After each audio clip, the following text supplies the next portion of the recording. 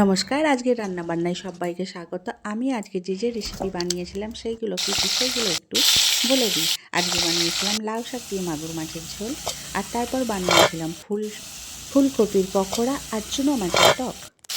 আর আমি এই রান্নাটা বানানোর জন্য প্রথমে মাছগুলোকে ভালোভাবে ধুয়ে নিয়ে তার মধ্যে নুন হলুদ মাখিয়ে রেখে কড়া গরম হওয়ার পর কড়াইতে তেল দিয়ে মাছগুলোকে ভেজে তুলে রেখেছি।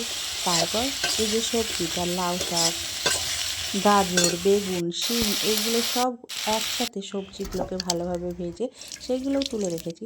তারপর মশলাটা আমি কী দিয়েছি সেগুলো একটু দেখব। কড়াইতে প্রথমে আমি 5 ফোড়ন, পেঁয়াজ, কাঁচা লঙ্কা, আদা বাটা, জিরে বাটা, মৌরি বাটা এবং সামান্য লঙ্কা গুঁড়ো এবং পরিমাণ মতো হলুদ আর ধনে গুঁড়ো মিশিয়ে সবজিগুলো ভালোভাবে ভেজে নিয়ে তার মধ্যে জল মিশিয়ে দিয়েছি এবং আমি কিছুক্ষণ সেই সবজিটা সেদ্ধ হওয়ার জন্য ছেড়ে দিয়েছিলাম ঢাকা দিয়ে।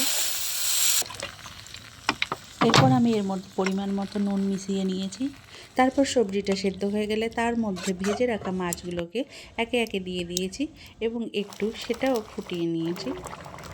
এরপর সেটা 5 মিনিট চাপা দিয়ে রেখেছিলাম। তারপর 5 মিনিট পর চাপা খুলে দেখি যে হ্যাঁ, সবজি হয়ে গেছে। লাউ শাক দিয়ে মাগুর মাছের পাতলা ঝোল। এরপর বানিয়েছিলাম ফুলকপি পকোড়া, আর তার জন্য বেসনের মধ্যে কাঁচা লঙ্কা, আদা বাটা, জিরে বাটা, পেঁয়াজ বাটা এইসব একসাথে মিশিয়ে নিয়ে তেল গরম হলে বেসনের মধ্যে ডুবিয়ে সেইগুলো ভালোভাবে ভেজে নিয়েছি। তারপর বানিয়েছিলাম চুনো মাছের টক, আর সেইগুলোকে মাছগুলোকে প্রথমে আমি কড়াইতে ভালোভাবে ভেজে নিয়েছিলাম। সবাই ভালো থাকবেন, সুস্থ থাকবেন, নমস্কার।